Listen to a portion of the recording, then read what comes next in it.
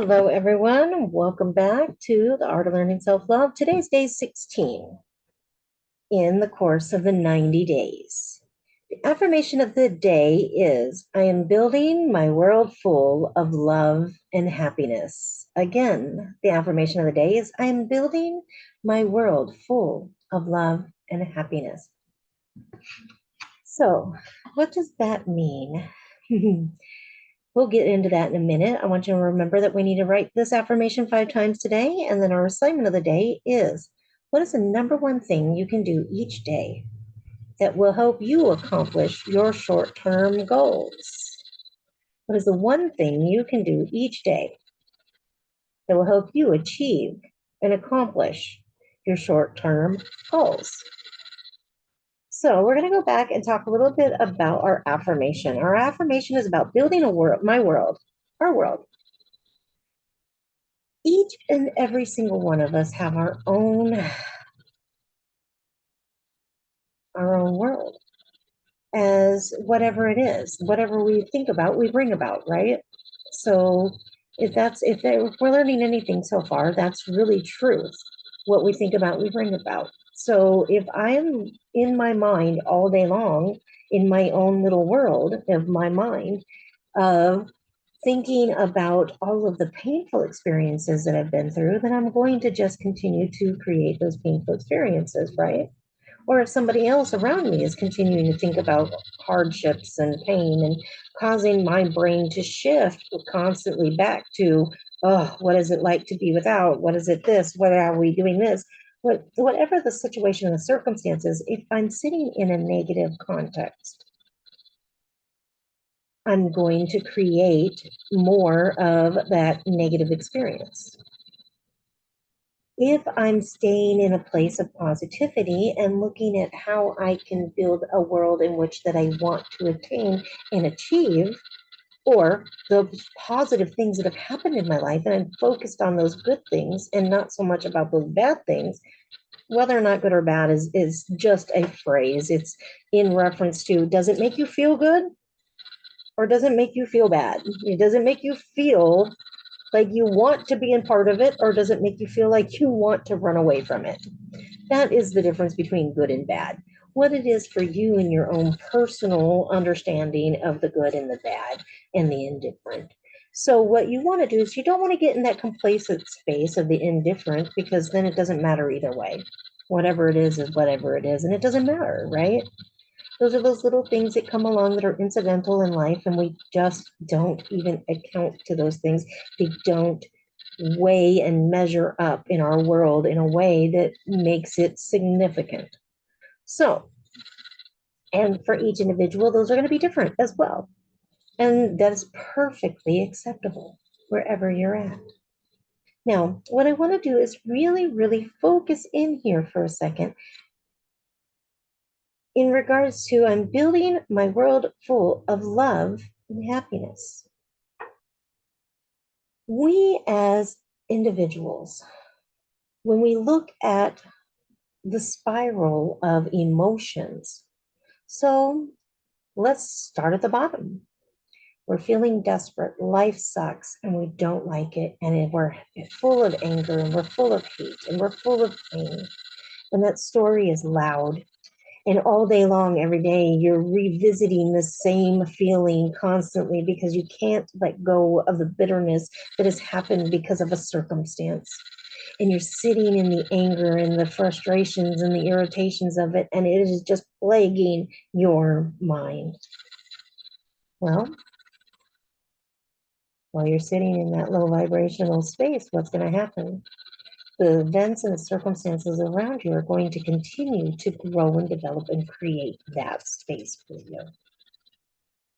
Or those who are around you that are in your space, because they are constantly revisiting whatever it is.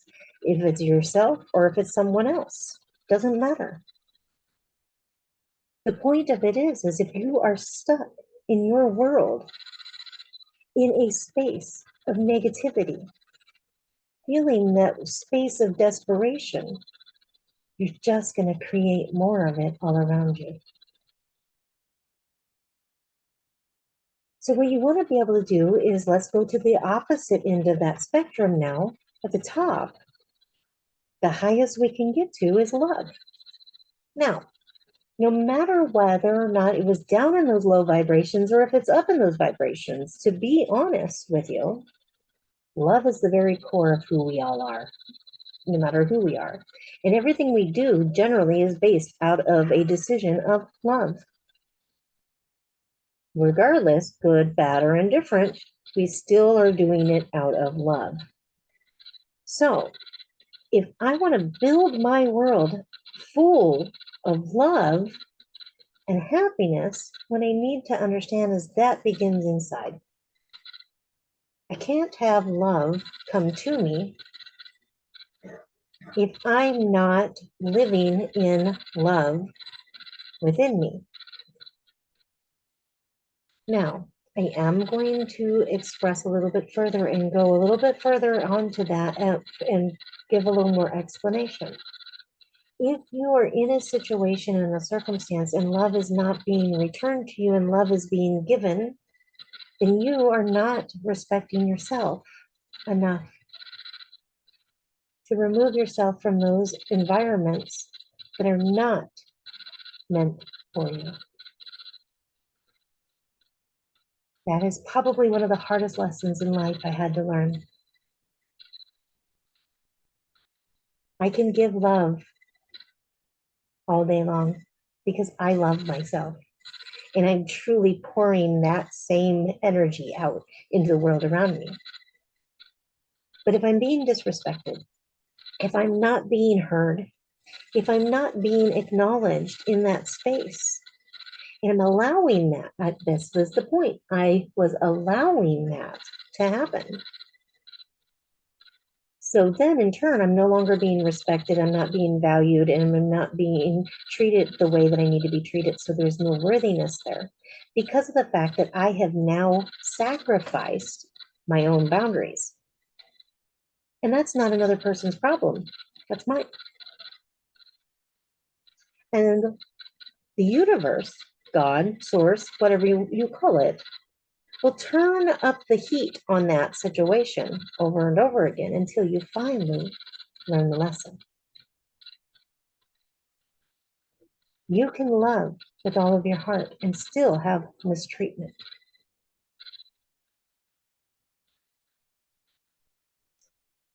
Now, I want you to really sit with that for a minute because I know that that's probably going to hit a lot of people in a lot of ways. I want you to take a deep breath in. Remember one of our last exercises, we could breathe in, feeling, and exhaling that pain and that hurt. And that's why we have to do this and repeat it many times because sometimes we start learning things about ourselves. And that is what the art of learning self-love is all about. It's about actually learning and looking at ourselves, being like it, taking the magnifying glass and looking within. It's not about looking outside of us and figuring out what everybody else is doing to us. It's about looking inside and finding out what we're doing to ourselves or what we're allowing other people to do. So the next part of this that I want to really focus in on is the happiness. If a situation and circumstance around us is not making us feel happy, now, I mean, obviously, we all have life experiences, and not every moment in life is going to be happy. So, I'm not stating that you need to get into this Pollyanna syndrome and that everything's perfect and always positive. What I am stating, though, is that the overall essence of your existence should consist of feeling good and feeling happy and safe in your space and with the space of those around you. So if you are finding yourself in a place that you are not being met in with that same love and happiness, it is time for you to begin taking account to yourself and turning inward to find out what it is for you that is not allowing your outside world to reflect what is really on the inside. If we are all love, and if we are all able to tune into love and do all things from love, what is it about ourselves that are allowing things that are taking us and causing us disconnect from that? What is, here we are again with actions or responses or reactions. If our environment around us is triggering us, that is something that is happening on the inside, and we need to turn inward and ask ourselves, why is this triggering us? Why is this circumstance hurting us? One of the biggest triggers for me, because I've been through so much domestic violence in my life, to have someone yell at me, regardless of whether or not they're doing it for because they're just agitated or irritated, it doesn't matter what the purpose is, whether or not they're trying to create a different problem that it doesn't need to be, or whether or not it's just their response to how they're dealing with their own irritations. To be yelled at is the instant door that I have to work on every day, because to be yelled at is a form of disrespect, and I'm going to stand my ground and demand my respect. But that's not healthy. If I'm being yelled at, that should be my first trigger warning. I'm in an environment that does not respect me. Regardless of what the reason is, has no bearing. Whether or not that's just somebody else's response mechanism of how that they deal with themselves in their life because they don't know how to cope or communicate has nothing to do with me. That's theirs. But one of the things I've had to recently look at and learn is the fact that I don't have to attend the fight. And for most of my life, I have to say, I always thought I did, because I felt that it was my responsibility to defend myself. But in all actuality, if I'm living in a right standing, there's nothing for me to defend. Just because somebody else is having a fallout doesn't make it mine. This is a very raw place for me right now that I'm actually discussing, because it's a recent learning experiences that I've recently gone through. And what I have found in my life, one of the best things for me to do is whatever I'm learning and whatever I've figured out, the best thing for me to do is share it with another. Because more than likely they're dealing with the same things. And there's somebody out there that's going to be able to take up that information and go, oh. And that's how we begin our growth and our development, by being able to share our personal stories and being vulnerable enough to share those things. We're all human. We all make mistakes. My recent events has been the defense of myself, feeling I needed to stand up for my own worth and my own respect, for others to respect me. When in all actuality, I just needed to not show up to the fight and prove my worth and my own ability to honor and respect myself by not taking any participation. I didn't know how to do that. I had to learn it.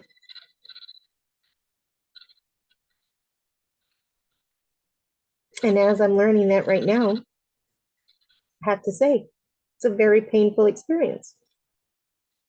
Sometimes you lose really great things because neither one of you know how to communicate. And that hurts. But what you can do is, again, at any given time during this course, inhale healing and exhale the hurt and pain. Taking that situation, laying it in front of you, breathing in again.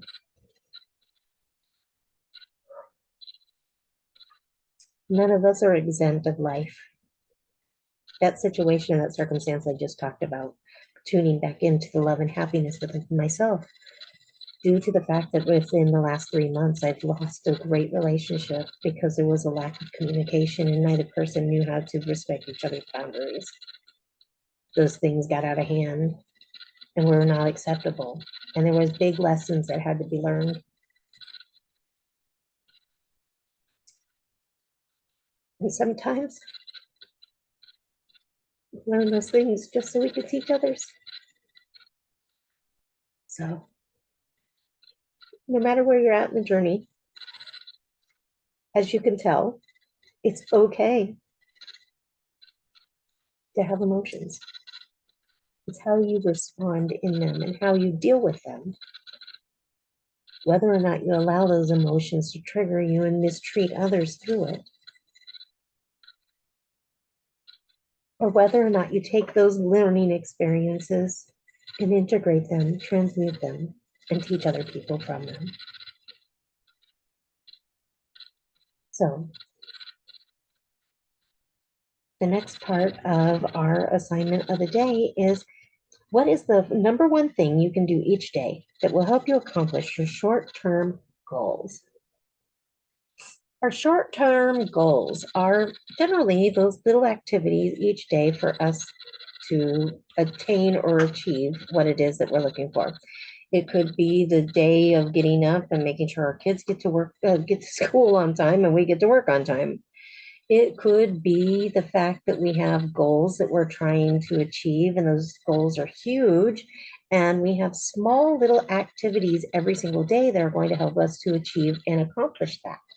So I want you to think about the number one thing you can do each day that will help you accomplish your short-term goals. I'm going to go with the ideas of talking about our dreams and our accomplishments, our goals, a big, let's say we're going after a big goal. And we've got this big picture, we're building our business, we're doing what we want to do, and we've got these big goals in mind. We want to reach out and add X amount of clients to our client base. We're looking at finding actual, we're building the structure, and each day of what we're building in our business is actually building that blueprint to it. What is the short-term goals that we can do is literally writing the night before. One is going to start your process the night before. If you do it right before bed, write down 5 small activities that you know that you can, 3 of which that are going to be easy to achieve. So let's say that is getting up in the morning, making sure that breakfast is done for ourselves or kids or whatever, or our coffee is made. Check that off. We did it. We got it. We did it. It's good. That gives us a small incentive that we accomplished. So let's say our second one is making sure that we got to work, or we finished that laundry that needed to be folded and put away. Making sure it gets done. Checking it off.